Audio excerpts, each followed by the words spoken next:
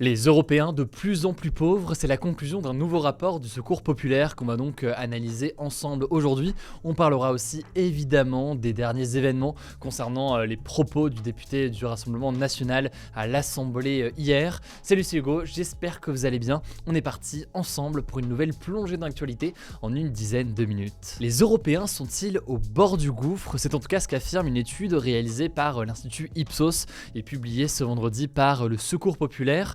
Une asso donc qui vient en aide aux personnes en situation de précarité partout dans le monde. Alors en tout, 6000 personnes majeures de tous les milieux sociaux ont été interrogées à travers 6 pays européens: l'Allemagne, l'Italie, la Grèce, la Pologne, le Royaume-Uni et la France. Et le résultat en l'occurrence de cette étude est sans appel. Dans ces pays européens, un habitant sur 4 s'estime en grande précarité et plus largement, plus d'un habitant sur 2 ressent la diminution de son pouvoir d'achat en ce moment. Le pouvoir d'achat étant donc ce qu'on peut acheter par rapport à notre salaire et par rapport au niveau des prix. Alors que dit précisément cette étude importante? Eh bien pour beaucoup d'Européens, les conditions de vie se sont dégradées cette année.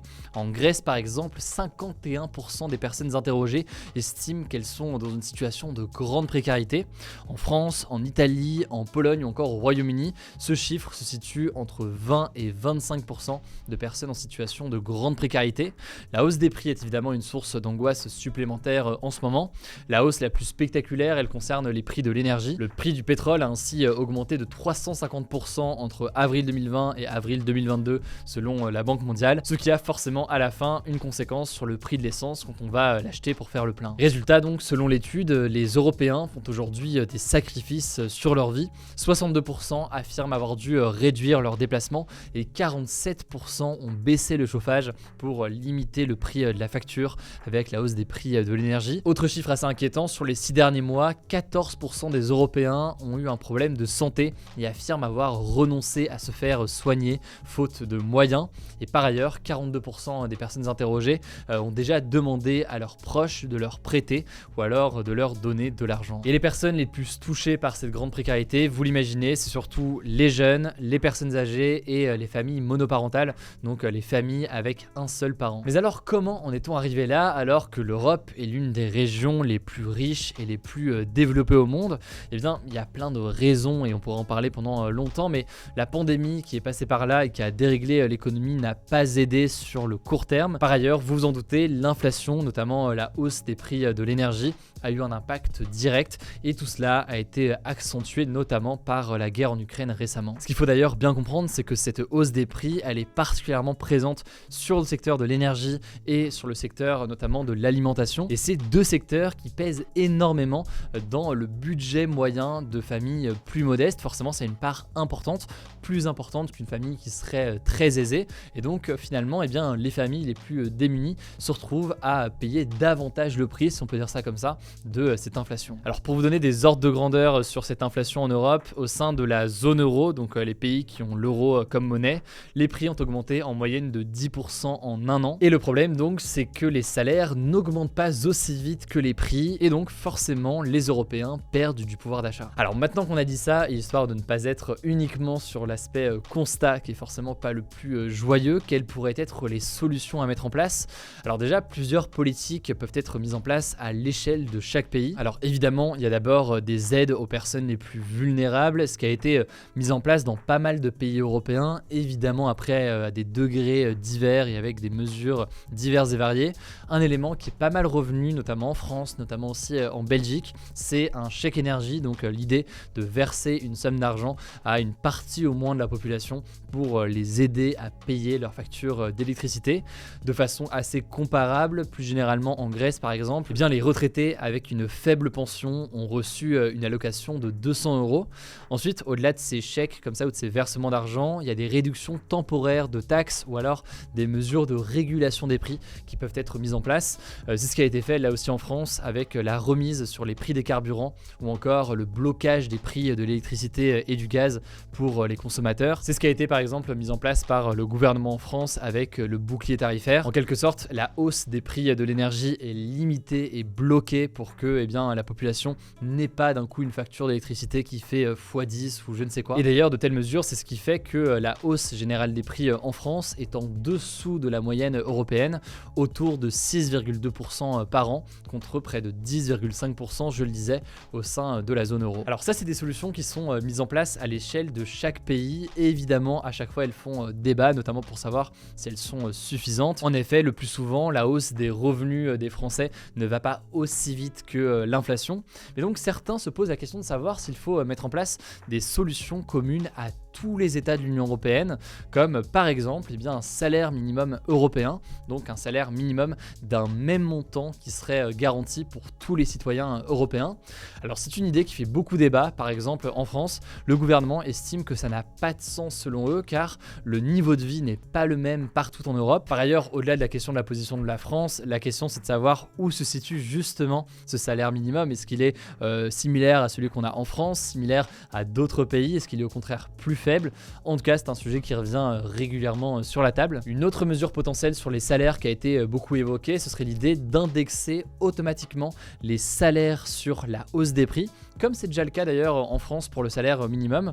Aujourd'hui, en fait, le SMIC, donc le salaire minimum, est indexé sur la hausse des prix. Donc s'il y a une hausse des prix, une inflation de 5%, eh bien le SMIC augmente à la même vitesse. L'idée donc qui est portée là par certains partis politiques, notamment à gauche, ce serait de faire en sorte que les entreprises soient obligées d'augmenter les salaires en fonction de l'inflation. Mais là aussi, c'est une mesure qui fait fortement débat.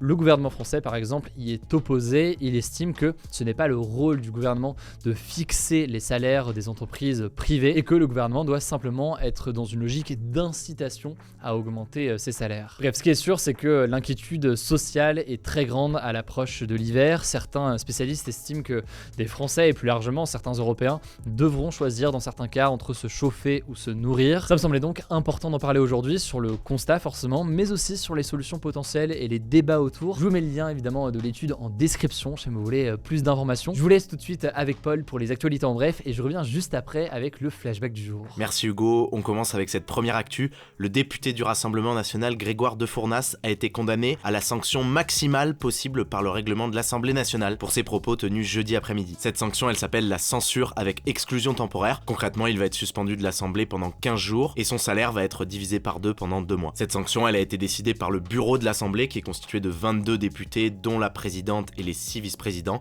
puis elle a été validée par un vote à la majorité à l'Assemblée. Alors ces propos, vous les avez forcément vus passer, notamment si vous suivez notre compte Insta, lors d'une intervention du député de la France Insoumise Carlos Martins Bilongo qui prenait la parole au sujet de migrants bloqués sur un bateau en mer. Eh bien Grégoire de Fournas a crié qu'il retourne en Afrique, sans vraiment que l'on sache s'il visait le député lui-même ou les migrants. Les prévisions météo indiquent une détérioration significative du climat. Pas du tout.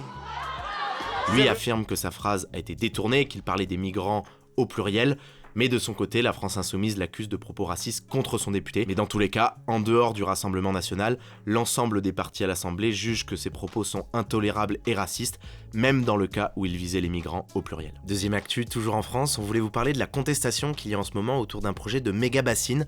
Ça se passe dans le village de Sainte-Soline, dans le département des Deux-Sèvres. Alors une méga-bassine, eh bien c'est un énorme réservoir d'eau artificiel qui doit servir à fournir de l'eau aux agriculteurs. Sauf que depuis samedi, eh bien des milliers de défenseurs de l'environnement et aussi des élus eh bien, se sont rendus sur le site du chantier pour le bloquer, alors que l'accès au chantier est théoriquement interdit. Ils estiment que ce projet de méga-bassine favorise l'agriculture intensive et est nocif pour l'environnement. Et en fait, face à ces tentatives d'intrusion sur le chantier, eh bien des centaines de gendarmes ont été envoyés pour sécuriser le site et des affrontements ont alors eu lieu entre les policiers et les manifestants. Ces affrontements, ils ont fait une 50aine de blessés chez les manifestants, selon les organisateurs de la manifestation, et 61 blessés du côté des gendarmes, selon le ministère de l'Intérieur. Ce qui fait débat donc, c'est la question du projet en lui-même, de son impact sur l'environnement. C'est aussi la question du droit de bloquer des projets de manière potentiellement illégale quand ils pourraient menacer le climat. Et enfin, dernière chose qui fait débat, c'est la participation à cette manifestation de plusieurs élus et députés. Il y avait par exemple la députée écologiste Sandrine Rousseau. En effet, certains estiment qu'un député n'a pas à manifester de la sorte dans une manifestation qui avait été interdite par la préfecture, mais au contraire, d'autres estiment que c'est la démocratie de pouvoir manifester par tous les moyens contre un tel projet. Troisième actu, cette fois à l'étranger,